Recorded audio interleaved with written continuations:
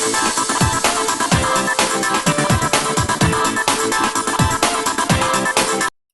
Everyone, welcome to grow skills. आज हम पढ़ने वाले हैं क्लास सेकंड का इंग्लिश सिलेबस, जो इस सेशन के लिए बहुत ही ज़्यादा इम्पॉर्टेंट है। और इस सेशन में हम पढ़ने वाले हैं कि क्या क्या चैप्टर्स उसमें इंक्लूडेड है क्लास सेकंड के लिए और किस तरीके से आप बच्चों को प्रैक्टिस करा सकते हैं। वीडियो अगर इन्फॉर्मेटिव लगती है तो प्लीज़ चैनल को ज़रूर सब्सक्राइब कर दीजिएगा। सो फ्रेंड्स, आज की वीडियो स्टार्ट करते हैं। सबसे पहला चैप्टर है इसमें नाउन। What is noun? इसमें बच्चों को बताया जाता है नाउन की डेफिनेशन और उनके एग्जाम्पल देकर कि नाउन किसे कहते हैं।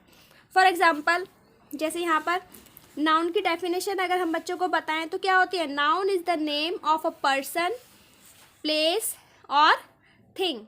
ठीक है, यहाँ पर इसमें टाइप्स भी दिए हुए हैं नाउन के: proper noun, collective noun, abstract noun, common noun, material noun, ये सब इसके अंदर आता है। उसके अलावा नाउन के एग्जाम्पल, जैसे Delhi is the capital of India, तो ये क्या हो गया? नाउन हो गया। ये नाउन है और ये भी नाउन है। नेक्स्ट आता है प्रोनाउन। प्रोनाउन के example he, she, we, you, they. अब प्रोनाउन क्या होता है? What is pronoun? Pronoun is the word that can be used in the place of noun. जब भी हम नाउन के प्लेस पर प्रोनाउन यूज़ करते हैं उसे ही हम प्रोनाउन बोलते हैं। जैसे राम है, अगर राम का वर्ड बार बार रिपीट हो रहा है, Ram is a boy, Ram reads the book, Ram live in Delhi, तो हम क्या करेंगे? उसके नेक्स्ट सेंटेंस में ही का यूज़ करेंगे।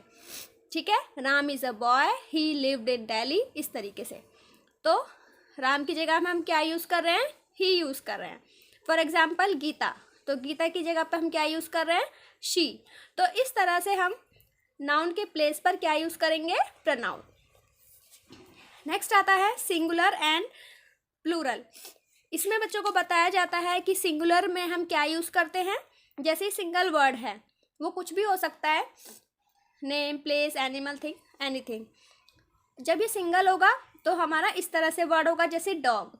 अगर हम इसे प्लूरल बनाना चाहते हैं तो क्या करेंगे? एस लगा देंगे, तो क्या हो गया? डॉग्स। ये हो गया हमारा वन और ये हो गया मैनी। ठीक है, तो यही मतलब होता है सिंगुलर और प्लूरल का।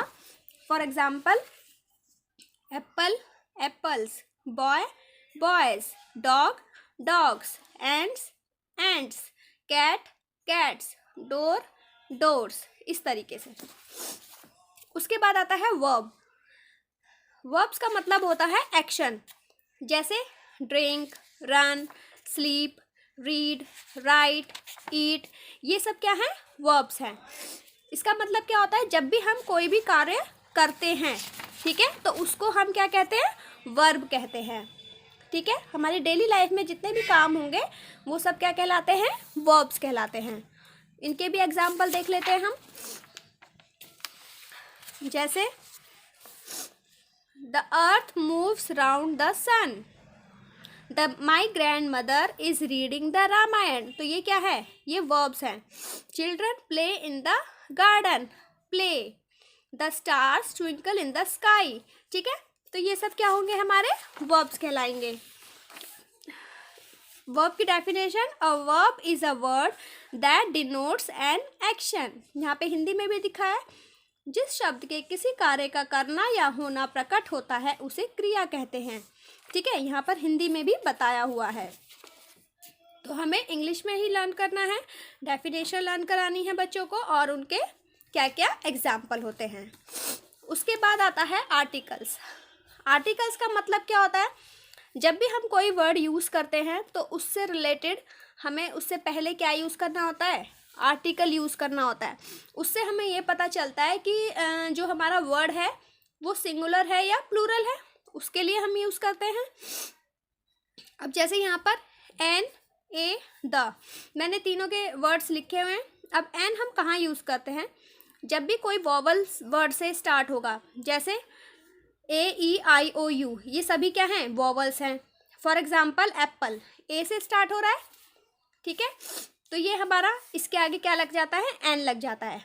उसके बाद ए जो है वो 21 जो लेटर्स होंगे बाकी के कॉन्सोनेंट कहलाते हैं। उनके आगे लगता है, जैसे बैट, अ बैट, तो बी क्या है हमारा, कॉन्सोनेंट है। नेक्स्ट, जब दा हम यूज करेंगे वो डेफिनेट या किसी नेम के आगे यूज करते हैं, जैसे गंगा, द गंगा। तो ये सारे इसके एग्जाम्पल्स हैं। और एग्जाम्पल देख लेते हैं, जैसे a fish, a peacock, a duck, a tree. अब यहाँ पे ये सारे लेटर्स जो हैं वो क्या हैं, कॉन्सोनेंट है। Next, an arrow, an onion, an ice cream, an orange, ये क्या है, वॉवल्स हैं, ए ओ आई ओ, यू भी होता है। उसके बाद द कैसे यूज किया है, the sun, the moon, the Ganga, the Himalaya, इस तरह से। नेक्स्ट आता है adjectives, describes about a person of और क्वालिटी। अब यहाँ पर किसी भी वर्ड की, किसी भी नाउन या प्रोनाउन की जब हम क्वालिटी बताते हैं तो उसको हम क्या कहते हैं, एडजेक्टिव। हिंदी में इसको विशेषण कहा जाता है। अब यहाँ आता है, यहाँ पे एग्जाम्पल है, जैसे मैं अगर बोलती हूँ राम इज़ अ बॉय, ये एक सिंपल सेंटेंस हो गया। अगर मैंने इसके लिए बोला Ram is a good boy, तो गुड क्या हो गया, इसका एडजेक्टिव हो गया। यहाँ पे उस बॉय की क्या बताई जा रही है, क्वालिटी बताई जा रही है, तो इसको हम बोलते हैं एडजेक्टिव। इसकी definition, an adjective is a word which qualifies a noun और pronoun. For example, good book, little boy, cold weather, long tree, old man, pretty girl, red rose. ठीक है, हर एक वर्ड में क्या कर रखा है, उसकी क्वालिटी बताई जा रही है। नेक्स्ट आता है this, that, these, those.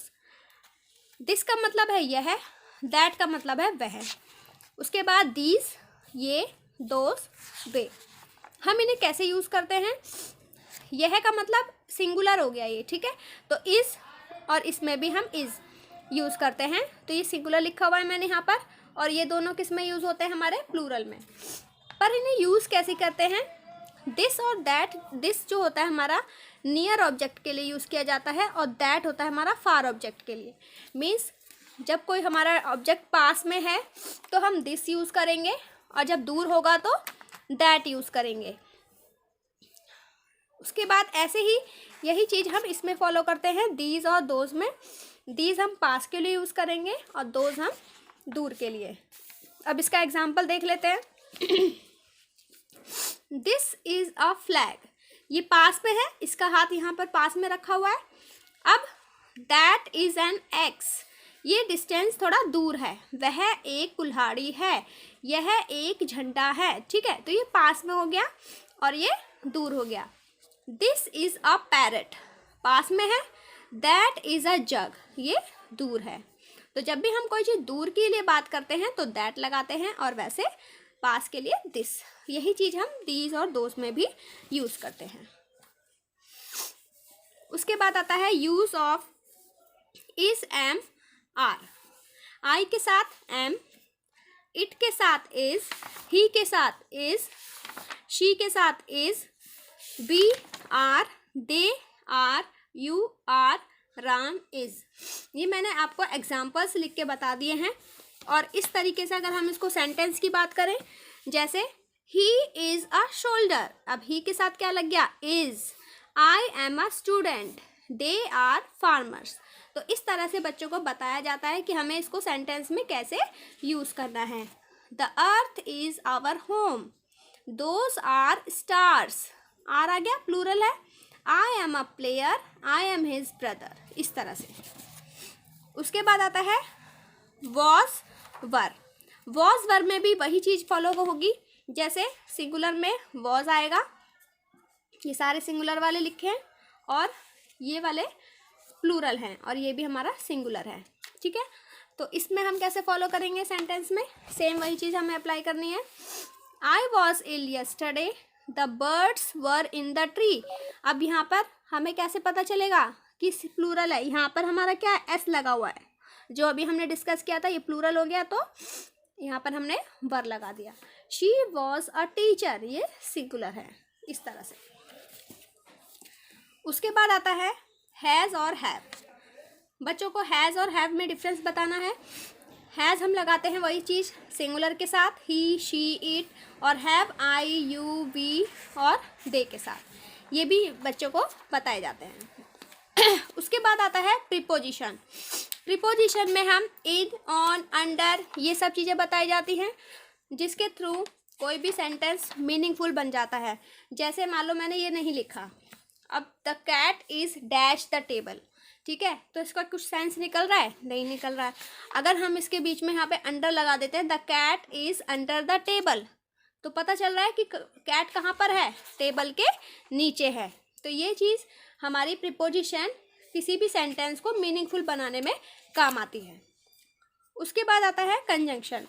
Conjunction का यूज़ होता है मतलब मान लो दो सेंटेंस हैं या दो वर्ड्स हैं, उनको जोड़ने के लिए। जैसे मैंने लिखा सीता इज़ फ्रेंड, ठीक है, ऑफ गीता, या तो ये तरीका हो गया। और ऐसी गीता के लिए भी लिख दिया तो हम क्या लिखेंगे? Sita and Gita are friends, दोनों के बारे में एक साथ लिख दिया। नेक्स्ट आता है अपोजिट वर्ड्स। अपोजिट वर्ड्स का मतलब होता है विलोम शब्द। जैसे हमने ये वर्ड लिखा है, अब इसका उल्टा बताना है, तो गुड का क्या हो गया? बैड हो गया। उसके बाद जेंडर बच्चों को सिखाए जाते हैं। जेंडर में सन का जैसे डॉटर।